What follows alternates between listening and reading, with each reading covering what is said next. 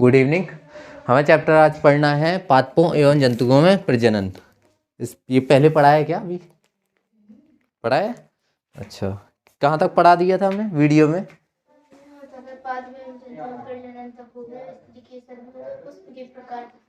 हाँ, ये बताना था पुष्प के प्रकार। तो नर एवं मादा जनन अंगों की उपस्थिति के आधार पर पुष्प कितने प्रकार के होते हैं? 2 प्रकार के। तो पुष्प के प्रकार से पढ़ना था। पुष्प 2 प्रकार के होते हैं, एक होता है एकलिंगी,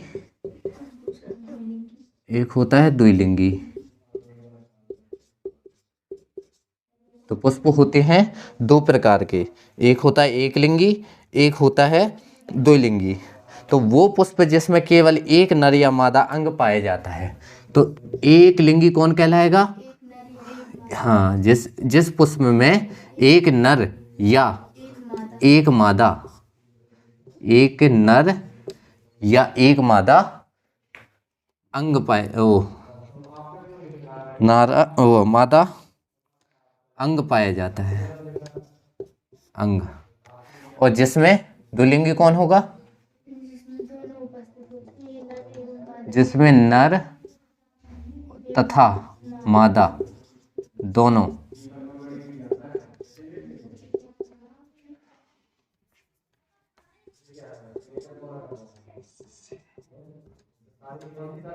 एक अंग, नर या मादा में से एक अंग, और या फिर द्विलिंगी होगा नर तथा मादा दोनों उपस्थित होते। ठीक है।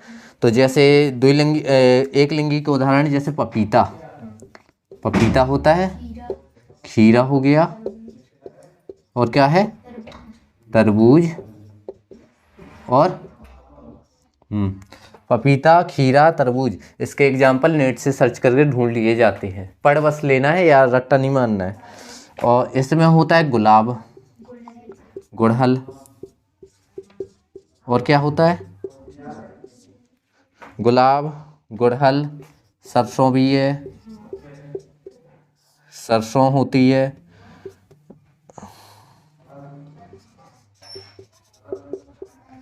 तो गुलाब, गुड़हल, सरसों, ये दोनों क्या होंगे?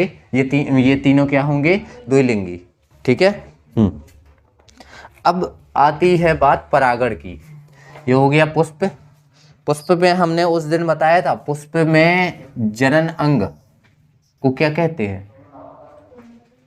हाँ, मतलब 2 जनन अंग थे। मतलब पुष्प का जो नर जनन अंग कौन होगा, मादा जनन अंग कौन होगा? तो नर जनन अंग को क्या कहते हैं? हाँ, नर जनन, और ये मादा जनन अंग। तो नर को क्या कहते हैं? पुमाणु, है ना, और मादा को स्त्री केसर। अब स्त्री के पुमाणु के भी बताए थे क्या क्या होता है? पुतंतु और परागकोश, ये होते हैं। ठीक है। और स्त्री केसर के भी भाग बताए थे, कितने? हाँ, कौन कौन से? हाँ, वर्तिका, वर्तिकाग्र और अंडाशय। अंडाशय ये बताए थे ना।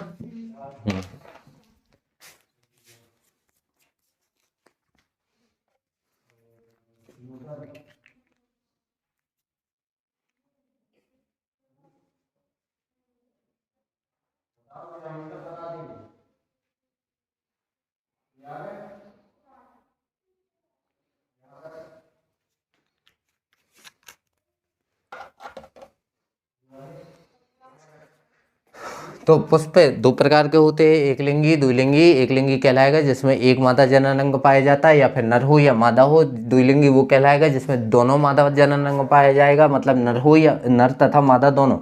अब एकलिंगी कौन से कहलाते हैं?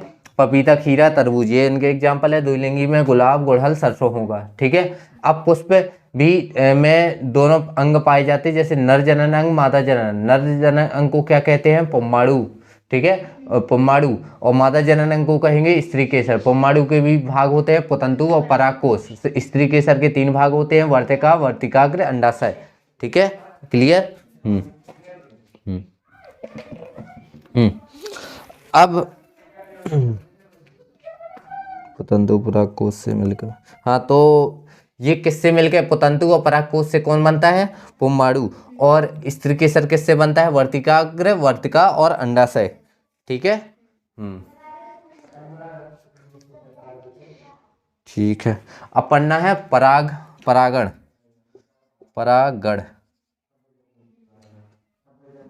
परागण। साइंस में कोशिश करना कि हिंदी व इंग्लिश दोनों नाम याद रखो, क्योंकि हिंदी के शब्द भूल जाते हैं, इतनी अजीब है। ये पॉलिनेशन नहीं भूलेगा चाहे, लेकिन हिंदी ये भूल जाएगी। ये परागण तो ठीक है, अब जैसे अब पुम्माडु आ गया तो, और स्त्री केसर नहीं भूलेगा, लेकिन पुम्माडु भूल सकता है, पुतंतु भूल सकता है, लेकिन इनके जो इंग्लिश वर्ड है ना, तो वो मुश्किल भूलेंगे। बाकी ऐसा है कि जिसको इंग्लिश अच्छी लगती हो।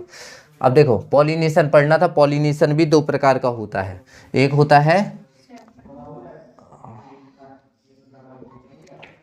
स्वपरागण,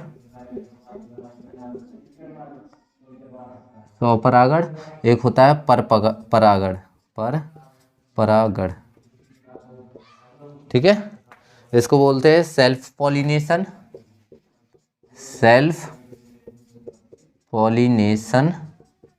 और इसको क्या बोलते हैं, इसको बोलते हैं क्रॉस पॉलिनेशन। इंग्लिश से ज़्यादा समझ में आएगा, देख लेना, पॉलिनेशन।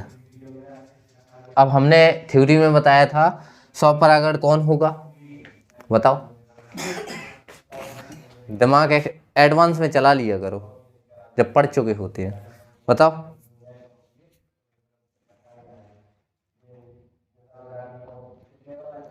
देखो, पुष्प में क्या होगा, परागकण होगा।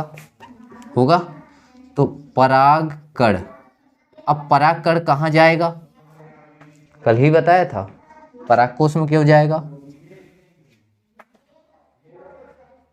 बताओ जल्दी।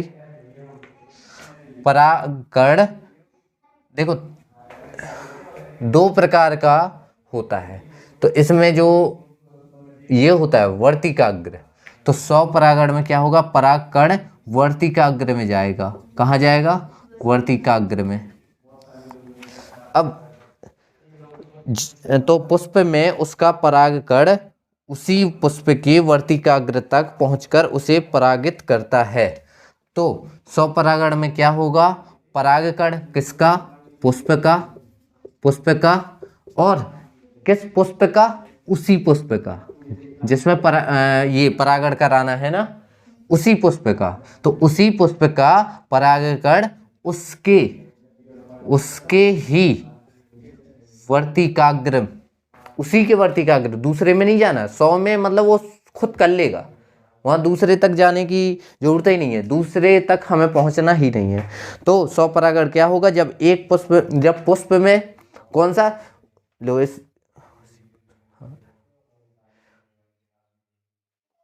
पुष्प का परागकण उसके ही वर्तिकाग्र, ये वाह बना है ना, ऐसा लग गया है, उसके ही वर्तिकाग्र में जाकर क्या होता है, परागित होता है। ये परागण से बना है, परागित।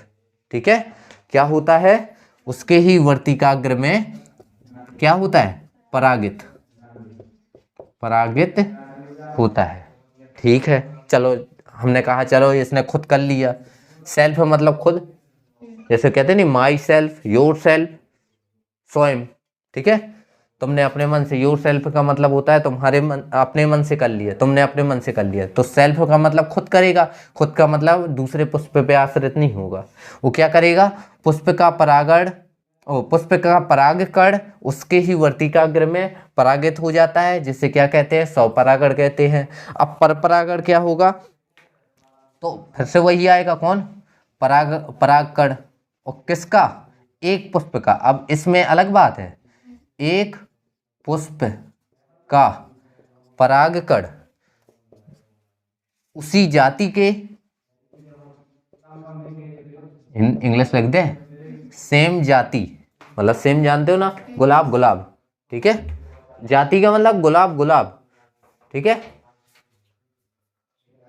सेम जाति के या अन्य, अन्य को इंग्लिश में अदर कह सकते हैं लोग, अदर जाति के कहते नहीं, इंटरकास्ट, अदर जाति के। अब चलो ठीक है, सेम जाति के या अन्य जाति के, किसमें, वर्तिकाग्र, किसमें, वर्तिकाग्र में ही होना है क्योंकि, तो अन्य जाति के, वर्तिकाग्र लिखना हो लिख दो, नहीं तो कोई दिक्कत नहीं है, सेम जाति के या अन्य जाति के पौधों के पुष्पों के मध्य होता है, ये चलो वर्तिकाग्र हटाओ, अन्य जाति के पुष्पों के मध्य होता है, पुष्पों के मध्य होता है। अब देखना इसको, देखो स्वपरागण क्या होगा, जिसमें हम दूसरे के ऊपर आश्रित नहीं रहेगा पुष्प, वो क्या करेगा, स्वयं के द्वारा पुष्प का परागकण जो होगा वो उसी पुष्प के किसमें, वर्तिकाग्र में जाता है और परागित हो जाता है। लेकिन पर परागण मतलब, पर का मतलब पराय के ऊपर, ठीक है, और हिंदी से ना हो तो देखो क्रॉस, क्रॉस तो जानते हो ना, क्रॉस यानी इसका यहाँ एक पुष्प होगा, वो उसी पुष्प पे डिपेंड नहीं होगा, उसी पुष्प पे नहीं होगा, ये दूसरे पुष्प पे डिपेंड होगा, तो इसे कहते हैं क्रॉस, ठीक है, ऐसे याद हो जाएगा, ठीक है। तो एक पुष्प का परागकण सेम जाति के या अदर जाति के पुष्पों के मध्य जो परागण होता है उसे क्या कहते हैं, पर परागण, यानी क्रॉस पॉलिनेशन, ठीक है। अब क्रॉस पॉलिनेशन के काफ़ी एग्जाम्पल होते हैं, जैसे कीट, उसके कीट वायु जल जंतुओं पक्षियों आदि के द्वारा संभव हो पाते, मतलब कीट मतलब जैसे तुम्हारा भौरा, जंतु मतलब कोई भी जंतु हो सकता है, पक्षी भी हो सकता है, पक्षी नहीं फूल खाते कुछ, है ना, क्या होता है, पक्षी ने खाया वो फूल, अब उसके मुंह में लग गया, अब वही जाके वो दूसरे फूल पे गया तो वो लग गया, तो हो गया ना क्रॉस, मतलब इसकी कुछ चीजें उसमें चली गई ना, इसकी कुछ चीजें उसमें चली गई ना, हाँ, इसी को कहते हैं पर परागण, है ना, cross pollination, cross pollination.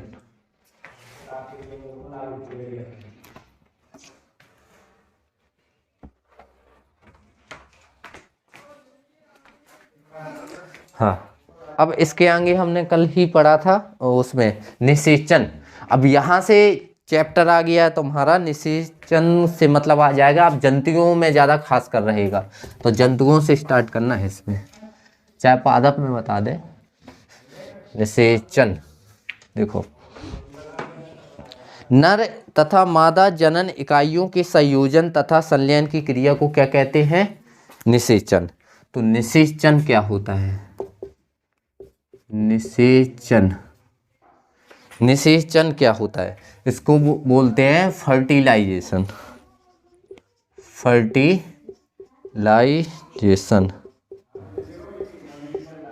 Fertilisation यानी निषेचन। अब निषेचन में क्या होगा, नर तथा मादा मतलब स्त्री और पुरुष, ये मानो, तो नर तथा मादा जनन इकाइयों, जनन इकाइयों का मतलब होते हैं जनन अंगों, नर तथा मादा के जनन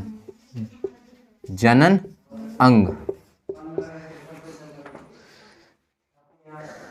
अंगों के किससे, संयोजन से, संयोजन या इसी को कहते हैं संलयन। नर तथा मादा के जनन अंगों के संयोजन या संलयन की क्रिया को ही क्या कहते हैं, निषेचन की क्रिया। तो निषेचन क्या कहलाएगा, नर तथा मादा के जनन अंगों के संयोजन या संलयन की क्रिया ही निषेचन या फर्टिलाइजेशन कहलाती है, ठीक है। अब पुष्पीय पादपों में यह प्रक्रिया पराग कणों से निर्मित कर युग्मक तथा बीजांड में स्थित अंड कोशिका के संयोजन से होती है। देखो अभी इसमें हमने बताया था ना, अभी अभी बताया जा रहा है पुष्प में कहाँ से होता है ये सब, परागकण से, परागकण ही जाएगा। तो अब पुष्पों की अगर बात करें, जैसे पुष्प में, पुष्प कह दो या पादप कह दो, कुछ भी कह दो। अब पुष्प या पादप में निषेचन कैसे होता है, पहले क्या होता है, ये परागकण द्वारा ही होता है ना। तो परागकण से निर्मित नर युग्मक, तो परागकण क्या होता है, एक नर की भांति काम करेगा, समझ लो। परागकण किसकी भांति कार्य करेगा, नर। यानी ये समझ लो जैसे कल हमने पढ़ाया था उसमें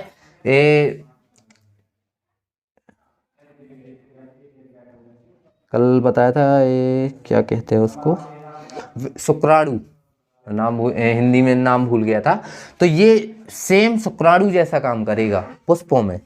तो क्या होगा कि इसमें ये जो परागकण होगा किसमें, पादप में, पादप का परागकण वो कहाँ जाएगा, ये नर बन के जाएगा समझ लो, तथा बीजांड में स्थित। अब पुष्प का होगा एक बीजांड, बीज, और उसमें अंडकोश होता था, इसमें भी समझ लो, यही समझ लो।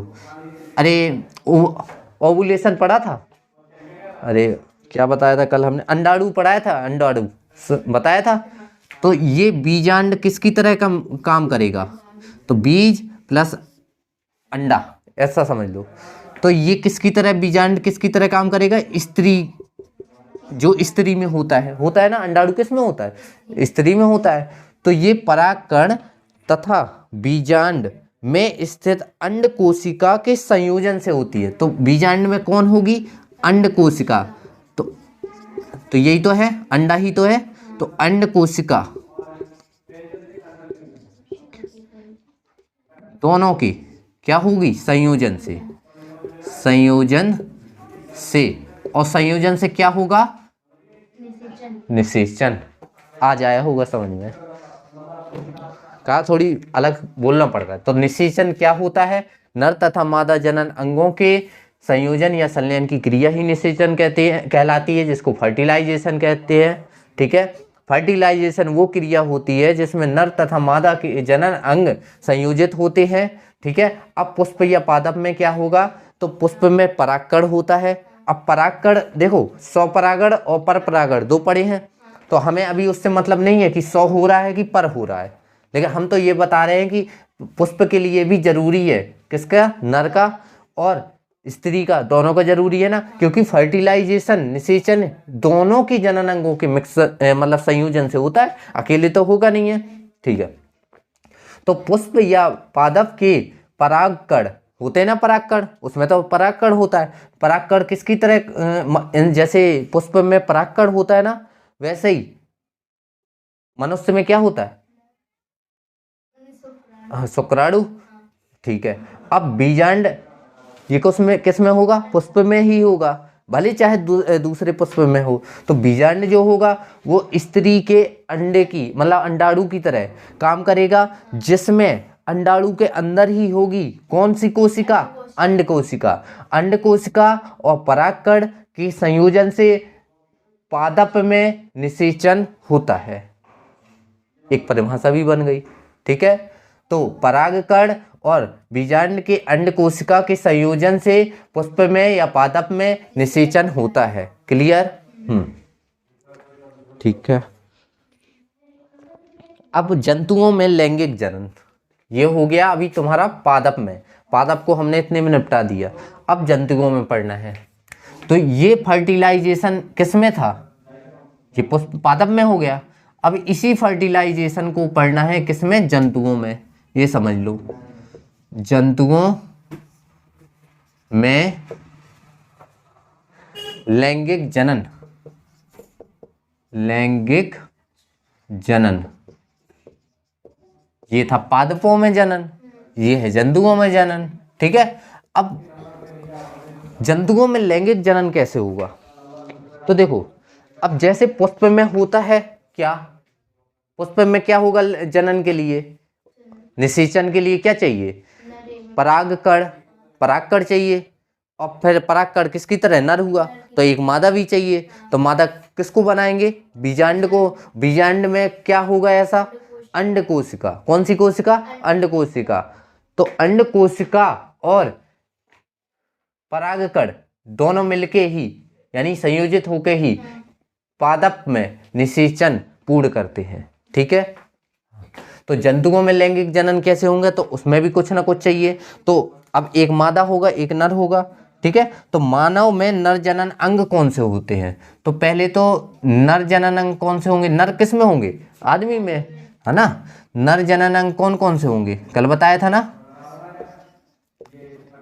पहले बताओ कौन है, पहले देखो, पहले होता है वृषण। ठीक है, वृषण बताया था ना, वृषण। अब वृषण मतलब कितने वृषण, एक जोड़ी, ये भी लिख लो, एक जोड़ी का मतलब दो। एक जोड़ी का मतलब क्या होता है, दो।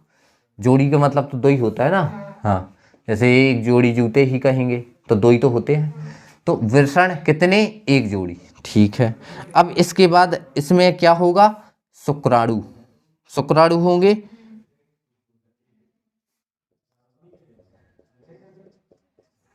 शुक्राणु। ठीक है, वाहिका, इसको ये भी कितनी होगी, एक जोड़ी, यानी कितनी, दो। तो देखो वृषण होगा, अंग की बात कर रहे हैं अभी, अभी अंग की बात कर रहे हैं अपन, उसकी बात नहीं कर रहे कि परागकण, परागकण जैसी बात नहीं कर रहे, अभी केवल अंग की बात कर रहे हैं। क्योंकि पुष्प में क्या होता है, पुष्प में कहाँ ये परागकण मिलेगा, कहाँ जाता होगा भाई, स्त्री केसर में और किसमें, और भी पुतंतु, यही भाग बताए थे। अभी समझ लो स्त्री केसर और पुतंतु जैसी ही चीज हम पढ़ रहे हैं, ये समझो अभी। तो वृषण होंगे एक जोड़ी, कितने, दो। शुक्राणु वाहिका, देखो शुक्राणु अलग है, शुक्राणु वाहिका अलग है। वाहिका मतलब सटक जैसी तुम्हारी नली होती है वैसे ही, नली होती है ना वैसे ही। तो शुक्राणु वाहिका कितनी होगी, एक जोड़ी, एक जोड़ी मतलब दो। ठीक है, और एक होगा शिश्न। एक कौन होगा, शिश्न। शिश्न कितना, एक। तो वृषण, शुक्राणु वाहिका और शिश्न, इतने होते हैं नर जनन अंग। अब पढ़ना है मादा जनन अंग, मादा जनन अंग। अब मादा जनन अंग में होता है, पहले तो होता है अंडाशय। अंडाशय का मतलब जहां समझ लो अंडा निकलते हैं, ये समझ लो। ठीक है, अंडा का आशय, ऐसे याद रखोगे, अंडाशय। दूसरा होता है फैलोपियन ट्यूब, फैलोपियन ट्यूब यानी नलिका, फैलोपियन नलिका। ठीक है, और होती है फिर जिसको कहते हैं फैलोपियन नलिका गर्भाशय, इसको गर्भाशय कहेंगे, फैलोपियन नलिका गर्भाशय। एवं अंडाशय में मादा युग्मक, और फिर क्या होगा, देखो ये फैलोपियन नलिका किससे रिलेटेड होगी, गर्भाशय से। तो ये समझ लो एक चीज है तुम्हारी। ठीक है, और अंडाशय में, इसी अंडाशय की बात हो रही है, अंडाशय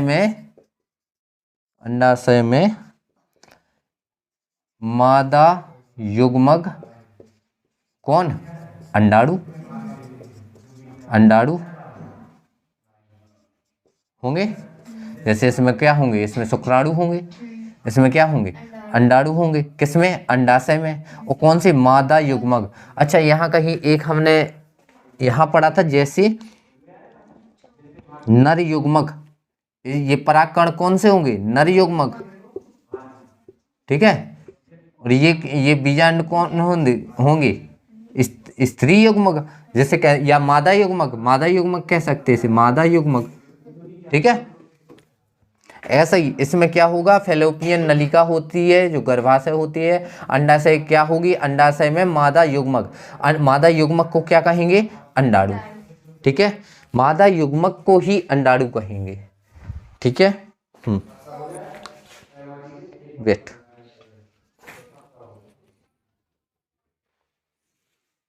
अब इसके बाद पढ़ना है हमें फर्टिलाइजेशन अच्छे से, ठीक है।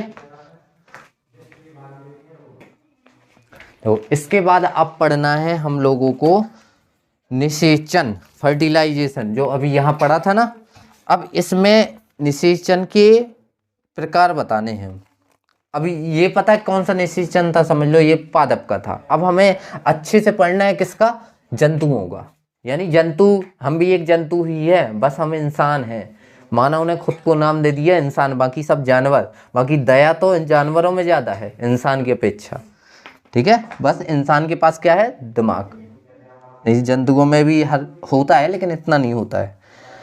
अब देखो, तो शुक्राणु और अंडाणु, जैसे अगर निषेचन की बात करें, निषेचन, तो निषेचन किससे मिलता है, बनता है शुक्राणु प्लस अंडाणु की युग्मनज से। इन दोनों की युग्मनज, युग्मनज को वैसे जायगोट कहते हैं इंग्लिश में, ZYGOTE। क्या कहते हैं, जायगोट। जायगोट ज़्यादा अच्छा है युग्मनज से, ठीक है। कुछ शब्द इंग्लिश के अच्छे हैं। तो निषेचन मानव में बता रहे, निषेचन किसके मिलने से होगा, शुक्राणु जो नर में होगा, अंडाणु जो मादा में होगा। इन दोनों के मिलने को ही, मिलने से क्या बनेगा, जायगोट, ठीक है। जायगोट बनेगा, जायगोट। तो शुक्राणु और अंडाणु के मिलने के युग्मनज को, युग्मनज बनने को क्या कहते हैं, युग्मनज यानी जायगोट बनने को क्या कहते हैं, निषेचन कहते हैं। युग्मनज को ही तो जायगोट कहते हैं। अब ऐसा नहीं करना। अब देखो, दो प्रकार के होते हैं, कौन, युग्मनज, निषेचन। निषेचन कितने प्रकार के होते हैं, दो प्रकार के। तो एक प्रकार, एक कहलाता है बाहें, अलग से बता दें, हमें लिखना तो पड़ेगा ही, मिटा दे। अच्छा लिख जाता है तो ऐसा लगता है मिटा है ना, है ना। क्या मिटा दे, ये पॉलिनेशन मिटाई दे रहे हैं ना।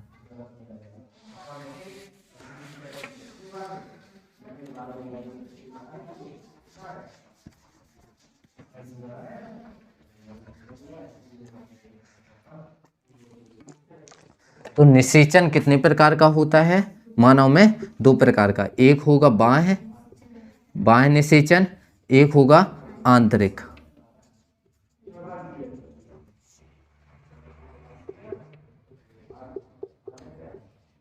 तो एक होगा बाह्य निषेचन, एक होगा आंतरिक निषेचन।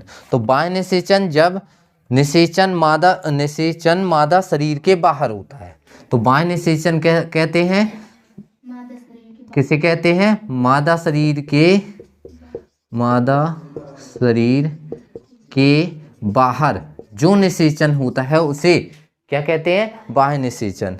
मादा शरीर के बाहर कौन होता है, बाह्य निषेचन। तो वह बाह्य निषेचन कहलाता है। यह आंतरिक जलीय माध्यम में होता है। तो ये कौन से माध्यम में होता है, ये होता है जलीय माध्यम में। जलीय माध्यम में ही संभव है, माध्यम में ही संभव है, याद रखना। तो बाह्य निषेचन केवल जलीय माध्यम में हो सकता है। और जल में कौन निषेचन करेगा, जो जल में रहता है। तो मेढक हो गया, मछली हो गया, और भी जो जल में रहता है। कुछ सांप भी होते हैं, है ना, फिश भी होती है जैसे स्टार फिश वगैरह, ये सब, है ना। अब होता है एक आंतरिक निषेचन। तो यह मादा शरीर के कहाँ होगा, मादा शरीर के अंदर। कहाँ होगा, अंदर, मादा शरीर के अंदर। यह भी जलीय माध्यम में होता है, परंतु मादा की जनन वाहिकाओं के अंदर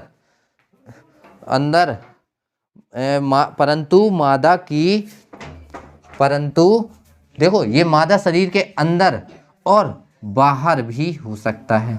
बाहर भी होता है ना, बाहर भी हो सकता है, चांस है, बाहर भी हो सकता है, हो सकता है। देखो, मादा शरीर के अंदर यानी और बाहर भी हो सकता है, दोनों में हो सकता है। ठीक है, तो और बाहर कहाँ हो सकता है? जल में। अरे ये लिख दो, एक काम करो, जल में हो सकता है, जल में भी हो सकता है, जल में भी हो सकता है। तो बाह्य निषेचन कहाँ होगा? मादा शरीर के बाहर जलीय माध्यम में, और जल में रहेगा मेढक और मछली, और भी रहते हैं। आंतरिक निषेचन कहाँ होगा? मादा शरीर के अंदर, और यही आंतरिक निषेचन कहाँ हो सकता है? जल में भी। ठीक है, दोनों में हो सकते हैं। तो हो गया ना आंतरिक निषेचन। अब हाँ, अब परंतु मादा की जनन वाहिकाओं के अंदर होता है। तो ये जनन वाहिका, देखो आंतरिक निषेचन कहाँ होगा? मादा शरीर में, और मादा शरीर के अंदर होगा तो कहाँ होगा? जनन वाहिकाओं में। और जनन वाहिकाओं का मतलब होता है जनन अंग, समझ लो, है ना। कहाँ होगा जनन? जनन वाहिकाओं में।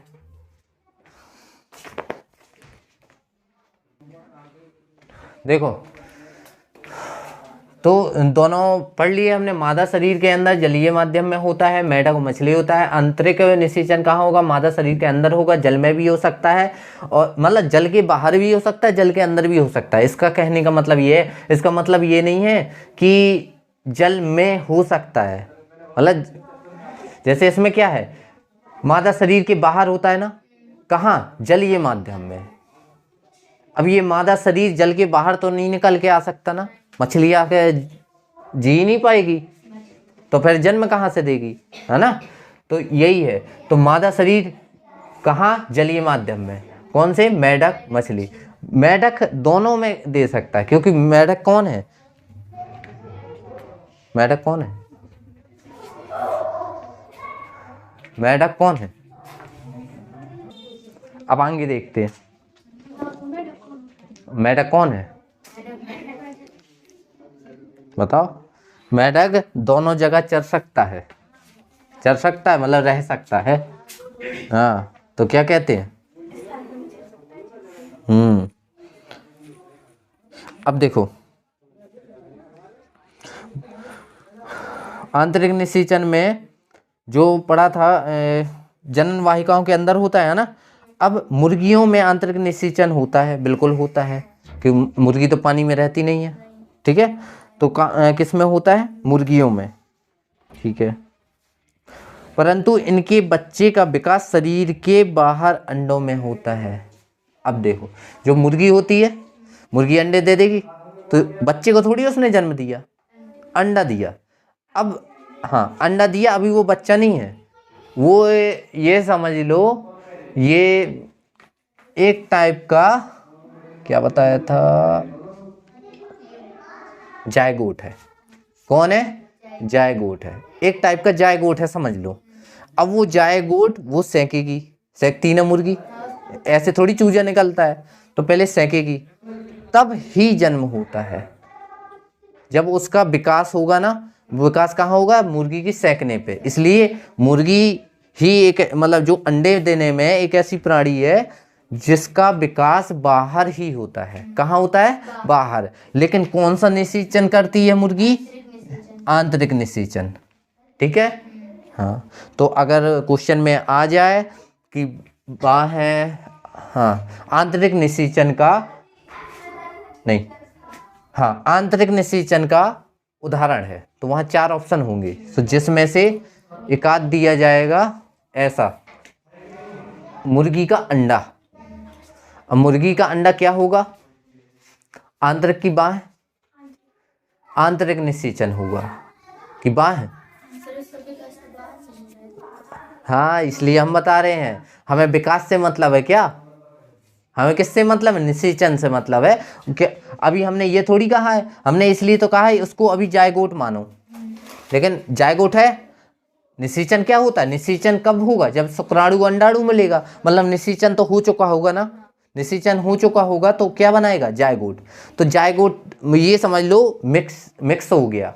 अब उसको जब सेकेंगे, यानी समझ लो अभी खाना कच्चा है, उसको सेकेगी मुर्गी, तब वो पक्का बनेगा। ठीक है, हाँ। अब मानव गाय आदि में आंतरिक निषेचन तथा भ्रूणीय परिवर्धन मादा शरीर के अंदर ही हो जाता है। अब देखो, मानव हो, गाय हो, मतलब जितने भी तुम्हारे जो बच्चे को डायरेक्ट जन्म देते हैं तो वो उनमें आंतरिक निषेचन होता है तथा भ्रूणीय परिवर्धन। अभी हमने बताया था ना, भ्रूण कब बनता है? भ्रूण शब्द का नाम लिया था, इधर नहीं उधर थे जब। हाँ के बाद होता है ना, जो एक भ्रूण बनता है। तो ये समझ लो, जो अंडा मुर्गी ने अंडा दिया ना, वो एक टाइप का भ्रूण समझ लो, ठीक है। मिक्स हो गया, भ्रूण बन गया, उससे जन्म हो जाएगा बच्चे का। लेकिन कब? जब विकास होगा। अब मानव में क्या होता है? विकास तो अंदर ही होता है, उसके हाथ पैर ये सब भी अंदर ही निकलेंगे। लेकिन जो तुम्हारी मुर्गी का अंडा होगा वो डायरेक्ट तो हाथ पैर लेके पैदा नहीं होता है, वो उसका क्या बनेगा? भ्रूण टाइप का बनेगा, जायगोट बनेगा, भ्रूण बनेगा, चाहे जो मान लो। तो वो सेकेगी तो उसके धीरे धीरे हाथ पैर अंदर ही निकलेंगे। फिर जब पूर्ण विकसित हो जाता है तो फिर वो अंडा फोड़ के बाहर निकल आता है ना। हाँ, अब देखो, भ्रूण का परिवर्धन